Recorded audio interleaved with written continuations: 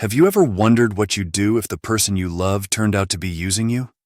Imagine finding out that your spouse, the one you thought was in it for love, was only with you for a green card. That's exactly what happened to me. My wife not only cheated, but she eventually confessed that she'd married me just to secure her residency. Heartbroken and betrayed, I decided I couldn't let it slide. I took action and set things in motion to send her back. Here's how it all went down. My wife Catalina, 27, and I met in college. I am 28. One of my buddies mentioned that she had been staring at me while we were out with our separate pals. I also gave her a look, and I loved what I saw. Eventually, my companions persuaded me to approach and speak with her after giving me enough prodding and liquid courage. She was in a group with a male and 2 girls. As you know, approaching girls in front of a crowd might be intimidating. Still, I felt secure enough to try because I felt fantastic. Since he was obviously with one of the other girls, seeing another guy in the group was somewhat helpful. As it happened, I had nothing to be afraid of. They were a laid-back group, and Catalina immediately accepted my drink offer. After I sat with them briefly, they finally gave us some solitude and excused us. We returned to my apartment after a beautiful evening. We made rapid progress during the ensuing months. Less than 2 months after we formally announced our relationship, she moved into my house. In hindsight, that could have been much too quick, but it felt good then. Here's some crucial information regarding Catalina. She came here on a student visa and is from Colombia. Her visa would soon expire, and she would have to return to her home country when we graduated. We had hoped she would be able to find work that would sponsor a visa so she could remain in the country, and she had told me this from the start. However, that didn't work out for us when the time arrived. Neither of us wanted her to go back to her homeland. She was pursuing her bachelor's degree when I was pursuing my master's, since she hadn't had many good opportunities there. In addition to the fact that we were in love, I admired her determination to improve her own life. However, locating a company that would sponsor her anytime soon seemed impossible because the employment market was in a terrible state. We became desperate as a result. After a lengthy period of courtship and intense love, we decided to tie the knot. After all, I had been considering marrying Catalina for some time. She was the ideal woman for me in many respects, and we were close. I didn't mind hurrying things up if it meant I could stay with her, but I would have liked to take a little longer to go through the courting and engagement stages. Although Catalina was content that our marriage would be simple, I felt she should at least have a ceremony. We had a modest celebration gathering, but it wasn't significant because we needed more money then, and it was pretty hurried. Although she had no family in the U.S., she had some acquaintances. When we first met, I recognized the bar's staff, who I now knew to be Rick, Emily, and Sarah. Rick and Emily are in a romantic relationship. Since some friends and family didn't agree with her, I felt a little envious of her friends' joy for her. In particular, my mother disapproved. She thought I was moving too quickly. She emphasized that it would be better for Catalina to return home than for me to find myself in a scenario I later regretted, even after I brought up the urgency of our predicament. Even though we argued about it, she still came to my wedding. Despite her often harsh demeanor, she was present and friendly to Catalina. I accepted that as sufficient because I knew it was the best I would receive. We were pleased when everything went according to plan, and we filed the necessary paperwork after the ceremony. After being permitted to remain in the nation, she worked on obtaining a job throughout that period without experiencing the same anxiety. Things were going well when Catalina received her conditional green card almost a year after the wedding. She secured employment, and my career was progressing. We began discussing our future plans, including where we would like to reside and the number of children we would have. We even talked about my visiting her nation to meet her folks. Everything was coming together. You couldn't tell from our current appearance that we had hurried the marriage. She was always kind and considerate, which made her ideal for me. We were content. We always had Rick, Emily, and Sarah in our lives. They were all sweet to Catalina, but in my presence they seemed a little odd. Hay occasionally changed the subject of conversation when I entered, and they came across as a little stilted while speaking to me. I asked Catalina about it one day, and she told me it wasn't personal. "We mainly talk about things you'd find boring," she said. Around the time of her journey to Colombia, everything fell apart. To see her family, Catalina desired to take a plane home. The timing could have been better, but I still wanted to go. I could not take time off and had no luxury of working remotely. Even though she would only be there for 2 weeks, it was challenging to be apart from her for so long. Things began to go awry while she was in Colombia. It was difficult to contact her. She would frequently point the finger at her nation's poor cell phone network, although my calls often went through and I'm pretty sure they were ignored. She has a big family and has previously used video chats to talk to several of them. I just wanted to think she was busy chatting with family or helping out around the house because it was always a busy and cheerful place. When she finally returned from her vacation, she moved as if she had been 10 years younger. She agreed when I said that returning home had been beneficial. However, she would simply respond with, "You know things," or something similar when I pressed her to tell me what she did while she was there. Nothing else about her behavior seemed to have altered except that she was highly discreet about her vacation. Then, one day, when she was in the kitchen, a notification appeared on her phone, and I saw a message from Louis. Although I couldn't make it out, I became suspicious because the name was strange. I had never heard of Louis, but Catalina loved to talk and typically told me everything. As a result, I knew everything about everyone she worked with. I stood up and glanced into the kitchen. I returned to her phone and swiped down to access the notification tray while she was busy at the sink with her back to me. To elaborate on Louis's point, I dragged it down. Spanish was used to write it. Since I'm a slow learner, I did not need help understanding what Catalina was trying to teach me. Thank God for Google. I was about to copy the message into Google Translate when I realized I had Google Lens. When I took out my phone, the software displayed the translated message on top of the original text. The message, "Ha ha ha, maybe next time," looked innocuous enough, yet annoyed me. What would occur the next time? No matter how I tried to make it so, it didn't seem innocent. Made the decision to speak with her directly. I wanted to tell it how it was. She deserved my faith, even though I could have just looked at her phone. In addition, if she had discovered that I was snooping and it had been a totally innocent message, it would have been a colossal disaster. "Who is Louis, baby?" She did not take a moment to stop what she was doing. "He was just a guy from work," she said. She moved normally and her voice was level. Everything appeared to be all right. She questioned why I had inquired. "I saw a notification on your phone, and I've never heard of this guy Louis. I'm sure I've brought him up before. Steve and he are excellent buddies." I knew Steve from her job. I took a moment to think about whether she had ever brought up Louis. I couldn't think of a single example. Either my wife was lying through her teeth with terrifying ease, or my memory was failing me here. I explained the message to her and inquired about its meaning. She informed me that he was discussing allowing her to claim credit for a project at work with the same ease. It's merely a joke. After saying, "I didn't really work on it, so I don't actually deserve any credit," I concluded my line of inquiry and let it rest. I'm still not content, though. The only issue is that I must figure out what to do next. Should I go up to her again, break into her phone? Shall I attempt to expose her deception? I'm sure my wife is concealing something, but I don't want to think she's telling lies. She didn't even bat an eyelid when I stated the name, though, so I think she's telling the truth. It will drive me crazy if I don't get clarification. My wife claims she always talked about Luis, but I found her messaging a man I had never heard of. I had a brilliant idea here on how to delve deeper without using her phone, and it worked. I've looked through her social media follower lists. My wife primarily uses Facebook, Instagram, and X. Since she uses Facebook the most, I started there. Guess what? 2 Louises appeared. One worked somewhere entirely different from her and was somewhat younger. I looked into the other Luis, a good-looking Colombian man. The sight of that sent a shiver down my spine. I opened his account, but it contained very little information. Just a few images and some posts in Spanish that, when I translated them, didn't seem very fascinating. But I was positive that this was Luis.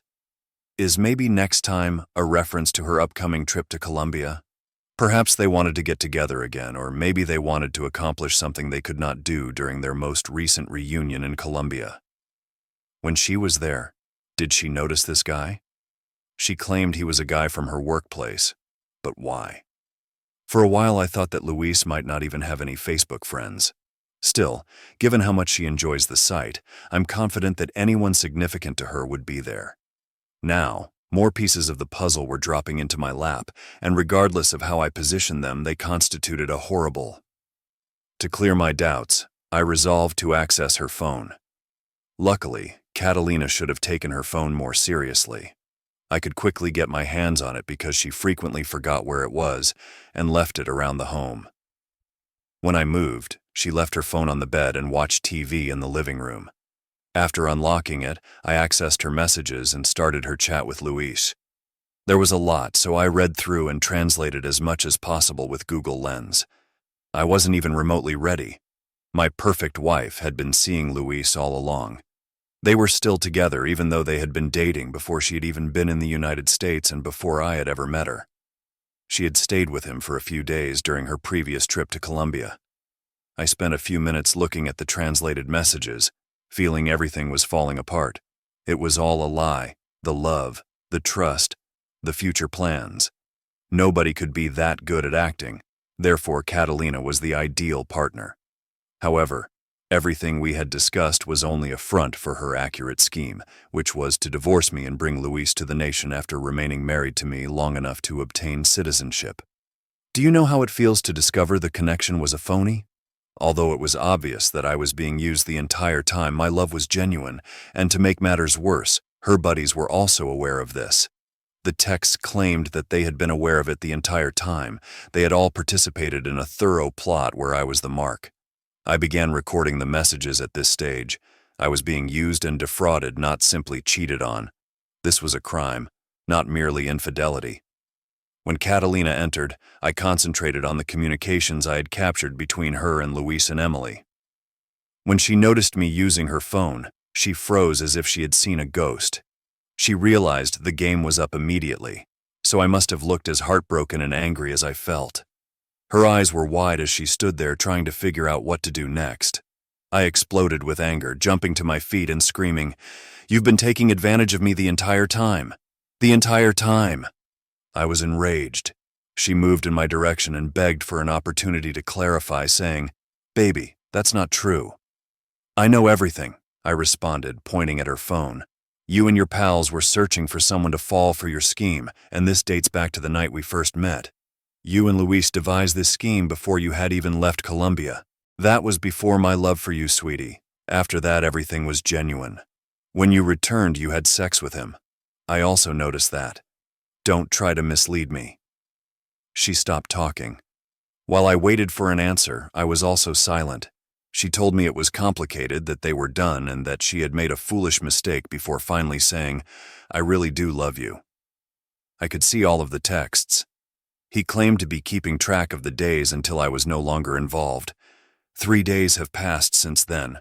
I interrupted her as she began to tell another untruth, adding, "This is what's going to happen. I can't bear to be around you. Therefore, you'll leave the house immediately.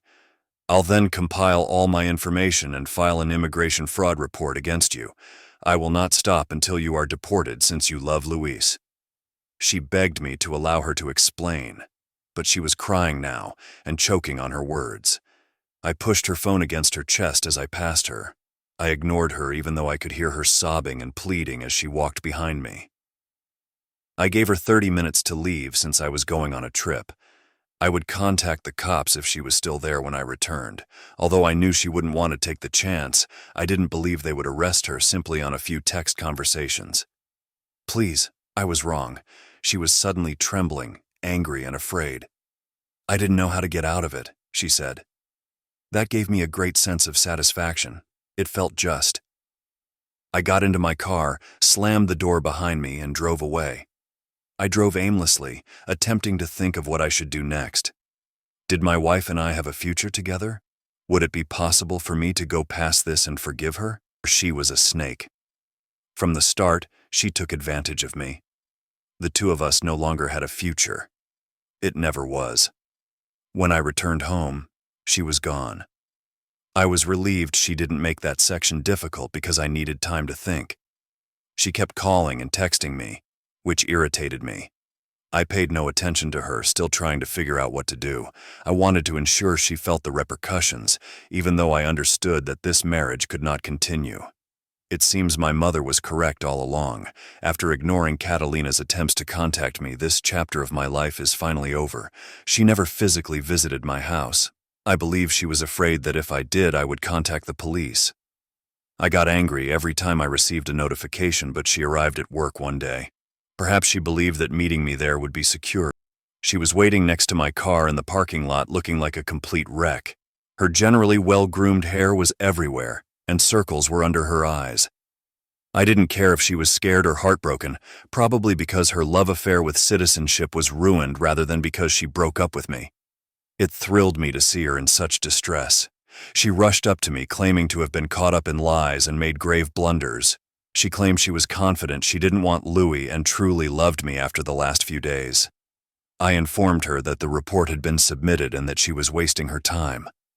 I had even had a conversation with an immigration lawyer. She started crying again at that point. She grabbed my arm and said she had broken up her relationship with Louis, saying we could start over and make amends. He would soon be all she had left, so I told her she could beg him to take her back. She began to cry once more at this point. I didn't understand why I was supposed to think that she had suddenly changed her ways, because she wouldn't have broken up with him if I hadn't found out. She held my arm as I attempted to get into my car.